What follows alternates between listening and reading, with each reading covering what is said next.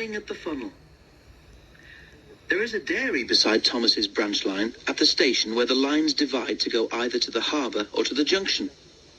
Every afternoon, special tanker wagons are pushed into the dairy siding.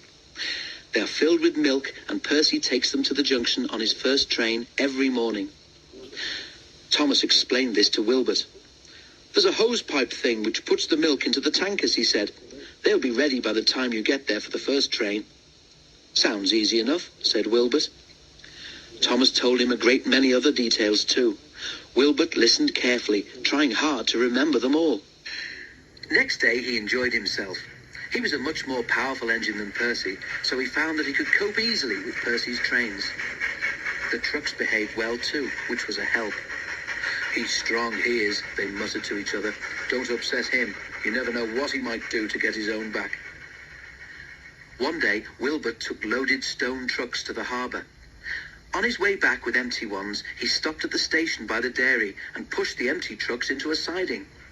He left them and set out towards the junction, pulling just a few vans. "Right," he thought happily, "I leave these vans at the junction and bring the empty tankers back. Then, when those are put in the dairy siding, I take the stone trucks onto the top station." They met James at the junction. James knew who Wilbert was, of course, and asked how he was getting on.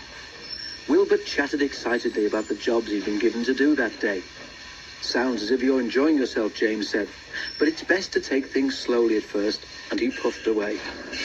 Wilbert continued his journey and reached the dairy station easily, but his fireman was worried about water. "We should have filled up at the junction," he said, "but you were busy chatting to James." "Never mind, we'll get water here." The tankers were at the end of the train, so all Wilbert had to do was push them into the dairy siding. Then he drew forward and stopped beside the hose pipe. "Just in time," said the fireman, and he put the hose into Wilbert's tank. As he turned the tap, the driver spoke to him. The fireman went to reply, but when he returned, he found that Wilbert had stopped at the wrong hose pipe. His tank was full, but not with water, with milk. "You'll be foaming at the funnel if any of this gets in the boiler," gasped the driver. Quickly they put out Wilbert's fire, and the fireman telephoned for help. Thomas came as soon as he could and pulled Wilbert back to the top station. Wilbert's tank was emptied and was given a thorough clean. Next morning he was quite all right again. "You and Percy make a fine pair," laughed Thomas. "He had the porridge and you had the milk."